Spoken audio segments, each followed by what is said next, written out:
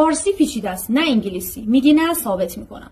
از آرایشگاه میای میگی موهامو کوتاه کردم. از سالن ناخن میای میگی ناخونمو درست کردم. میدی ماشینتو میشورن تو کارواش میگی ماشینمو شستم. میدی ماشینو تعمیر میکنن میگی ماشینمو تعمیر کردم. لباسو میدی خشکشویی میشورن اتو میزنن میگی لباسمو شستم و اتو زدم. فارسیمونو درست کنیم انگلیسی خودش درست میشه. چجوری بگمش؟ دادم موهامو درست کنن.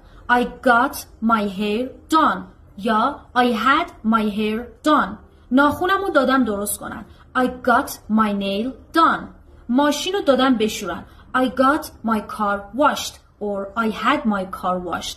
ماشینو دادم تعمیر کنن. I got my car fixed. I got my clothes washed. به این جملات میگن جملات سببی، چون یکی سبب شده که ما این کارو انجام بدیم و ما خودمون این کارو انجام ندادیم. در واقع ما مجهول ساختیم الان.